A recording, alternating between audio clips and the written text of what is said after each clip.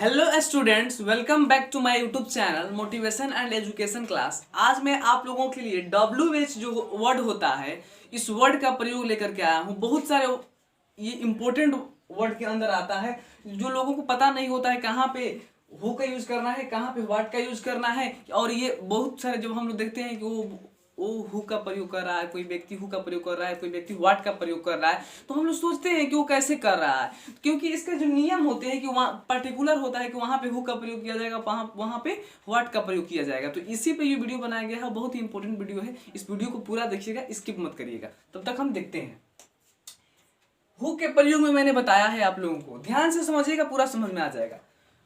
Who के प्रयोग में बताया है कि फॉर सब्जेक्ट, यानी हु का जो प्रयोग होता है ये सब्जेक्ट के लिए किया जाता है। जैसे देखिए कोई काम किया हुआ है, सब्जेक्ट कौन होता है आपको अगर नहीं पता है तो जाकर स्पेशल वीडियो सब्जेक्ट में बन गया है, आप जाकर के देख लीजिएगा, पता चल जाएगा सब्जेक्ट कौन होता है।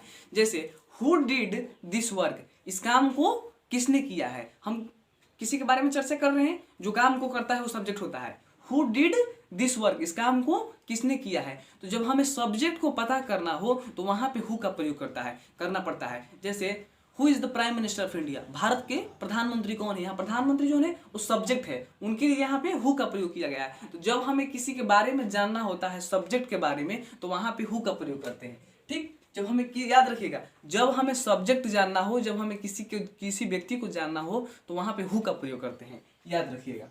फिर टू में है व्हाट, यानी व्हाट का प्रयोग कहाँ करते हैं। तो व्हाट का प्रयोग प्रायः 3 जगहों पर देखने को मिलता है। फॉर एक्शन, किसी काम के लिए। जैसे मान लीजिए किसी ने चोरी किया हुआ है, किसी ने कोई काम किया हुआ है, तो हम लोग पूछते हैं ना हु।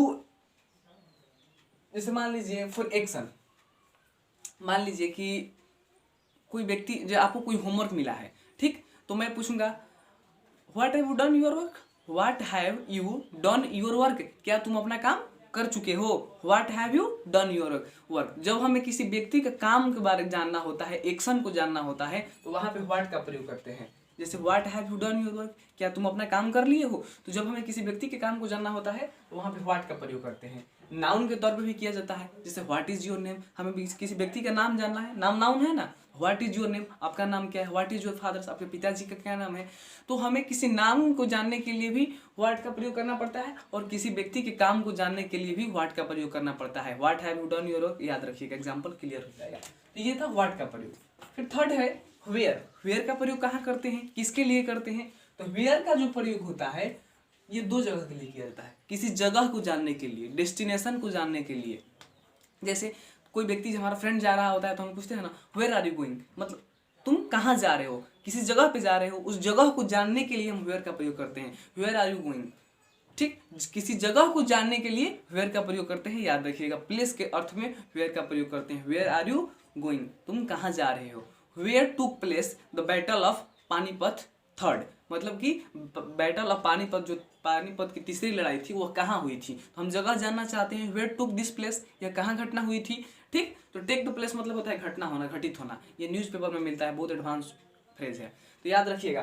तो वेयर का प्रयोग किस लिए करते हैं, वेयर का प्रयोग हम डेस्टिनेशन या किसी जगह को जानने के लिए करते हैं, याद रखिएगा। फॉर डेस्टिनेशन और फॉर प्लेस, ये याद रखिएगा, ये स्क्रीनशॉट ले लीजिएगा, आपको क्लियर हो जाएगा।